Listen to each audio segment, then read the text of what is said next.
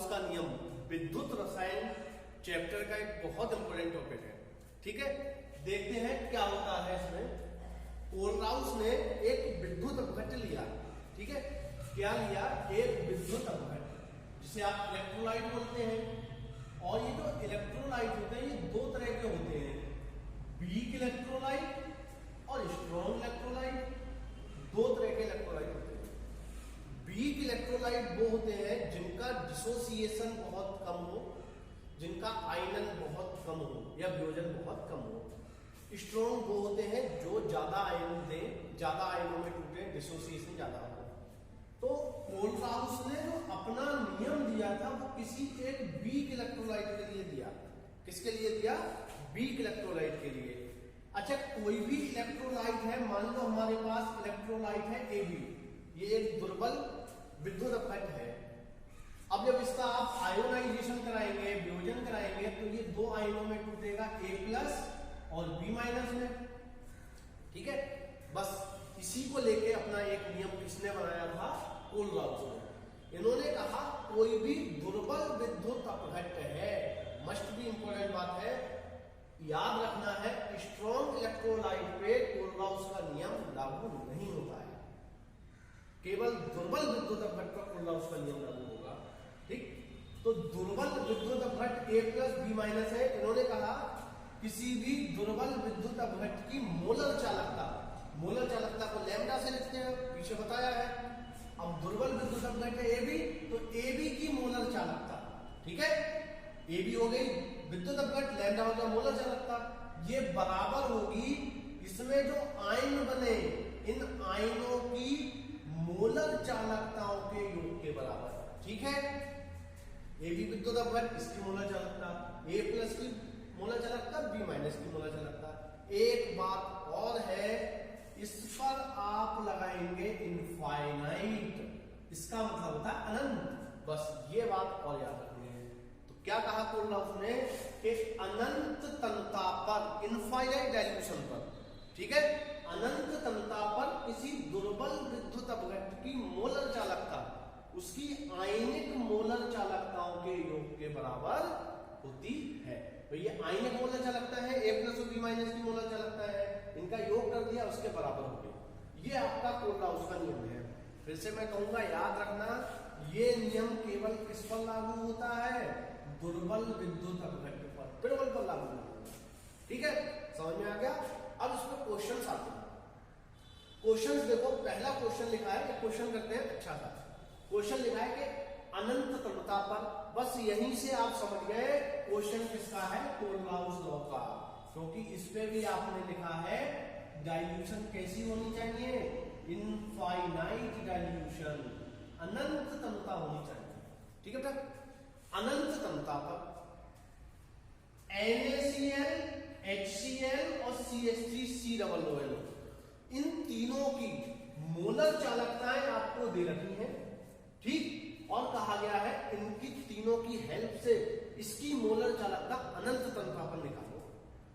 ये बात अब देखो कैसे निकालेंगे। तीन आपको अलग अलग विद्युत अपघट्य दे रखे, एक दे रखा NaCl। आपको पता है NaCl किस में टूटेगा? इसका आयोनाइजेशन कराएंगे Na+ और Cl- में। ठीक है, HCl किस में टूटेगा? HCl टूटेगा H+Cl- में। देखो, हम एक कोई करते हैं, सब समझ में आता है। अब इसके लिए आप कोलराउस का नियम लगाओ। जब AB था तो लैम्डा इनफाइनाइट AB, अब NaCl है तो लैम्डा इनफाइनाइट NaCl, ठीक, इक्वल टू क्या होता है कोलराउस का नियम? आयनिक मोलर चालकताओं के योग के बराबर। अब देखो Na+, A+ की जगह Na+, लैम्डा इनफाइनाइट Na+, ठीक, और लैम्डा इनफाइनाइट Cl-, क्योंकि B- की जगह क्या है? Cl-। ऐसे ही आपका दूसरा है HCl। अगर डायरेक्ट लिखे तो लैम्डा इनफाइनाइट HCl, इसे आप आयोनाइज करोगे तो इससे आयन बनेंगे H+ और Cl-, कोई दिक्कत नहीं। तो ये दो हो गए। अब तीसरा आपका विद्युत अपघट्य दे रखा है CH3COO-। देखो लैम्डा इनफाइनाइट CH3COO इसका आयरन कराएंगे तो क्या बनेगा? मान लो आपको आयरन आता ही नहीं है, इसका क्या होगा? तो आपको पता है Na पे तो प्लस हमने यहाँ पे जोड़ा है, इस पे प्लस, इस पूरे पे माइनस कर दो। लैम्डा इनफाइनाइट इतने पे पूरे पे माइनस CH3COO माइनस और Na प्लस। ठीक, ये इक्वेशन 1, ये इक्वेशन 2, ये इक्वेशन 3। इतना काम कर लिया। ये तीनों काम हमने किससे कर लिए? कोलराउस के नियम से कर लिए। कोलराउस का नियम तो आता है आपका 2 नंबर में लिखने को, कि कोलराउस का नियम किसे कहते हैं, इसकी सीमाएं लिखिए। सीमाओं में क्या है? ये वीक इलेक्ट्रोलाइट पे लागू होगा, स्ट्रॉन्ग पे नहीं।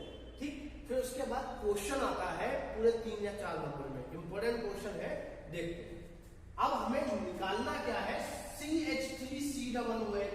इस चीज को बस याद रख लेना है, याद रख लेंगे इसी से काम चल जाएगा। देखो CH3COOH की मोलर चालकता निकालनी है अनंत तन्यता पर। तो आपको पता है इसका आयन करा दे तो इसके आयन से आपके कौन से आयन बनेंगे? ये दोनों बनेंगे। ठीक, अब देखो ये वाला जो आयन है एसीटेट आयन इसे बोलते हैं CH3COO-। ये आपको इन तीनों में से कौन सी इक्वेशन में दिख रहा है? क्या इसमें है CH3COO-? नहीं, इसमें है नहीं, इसमें तो है। ठीक, और H प्लस इसमें है, ये देखो H प्लस देखो इसमें है, इसमें नहीं है, इसमें नहीं है। तो 2 और 3 इन दोनों को क्या करना है? जोड़ना है, क्योंकि इसमें ये है, इसमें ये है, जोड़ दो। इक्वेशन 2 प्लस इक्वेशन 3, 2 और 3 को जोड़ो और 1 को सेपरेट कर दो, माइनस इक्वेशन 1, एक को हटा दो। ऐसा क्यों किया? देखो क्यों किया। देखो पहले इक्वेशन 2 और 3 को जोड़ो, 2 में है आपका लैम्डा इनफाइनाइट HCl, हम बराबर से इधर वालों की बात कर रहे हैं, ये है पहले, इसमें ये है 3 में प्लस, क्योंकि ऐड करना है ना 2 और 3 को, तो 2 और 3 इन्हें ऐड कर दिया। Lambda infinite CH3COO minus equation 1, equation 1 में लैम्डा इनफाइनाइट NaCl। ठीक है बेटा, इक्वल टू, इस इक्वल टू में क्या आएगा आपका? पहले तो इक्वेशन 2 में ये दोनों चीजें हैं, लिख दो इसे, लैम्डा इनफाइनाइट H प्लस और लैम्डा इनफाइनाइट Cl माइनस। ठीक, प्लस इक्वेशन 3 है ये, अब इन दोनों को लिख दो, प्लस लैम्डा इनफाइनाइट क्या है? CH3COO माइनस और लैम्डा इनफाइनाइट Na प्लस। ठीक है, माइनस इक्वेशन 1 में आपका ये दोनों चीजें दे रखी हैं और माइनस करना है, minus lambda infinite Na plus. जब माइनस किया तो ये वाला साइन भी माइनस में चेंज हो गया, लैम्डा इनफाइनाइट Cl माइनस। ठीक है, अब देखो जो कट रहा है, जो सेम है, साइन अलग है, कट कर दो।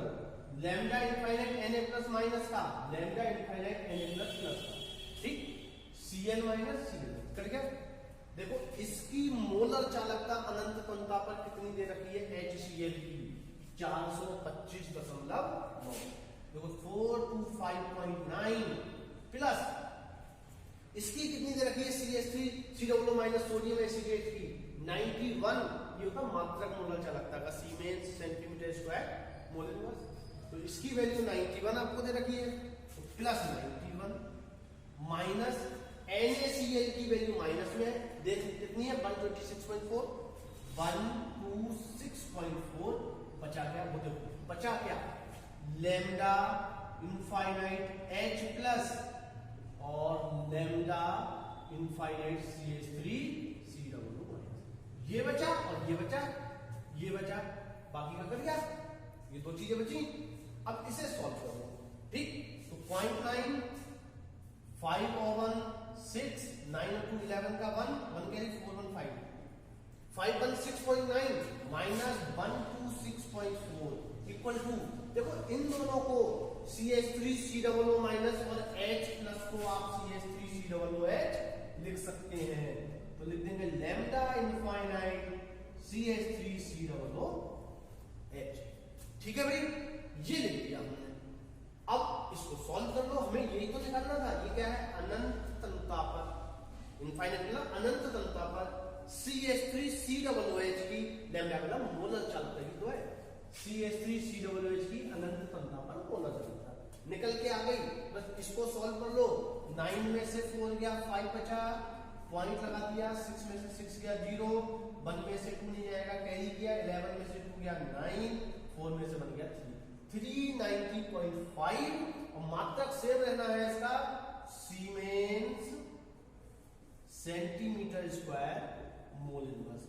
इस तरह के आपके क्वेश्चंस आते हैं। ये आपकी आ गई अनंत तलता पर सोडियम, अनंत तलता पर एसिटिक एसिड की मोलर चालकता। इस तरह के क्वेश्चंस आपको करने को आते हैं। ठीक है, आया होगा समझ में? तो इस बार चैनल को लाइक शेयर और सब्सक्राइब जरूर करना। ठीक है, थैंक यू।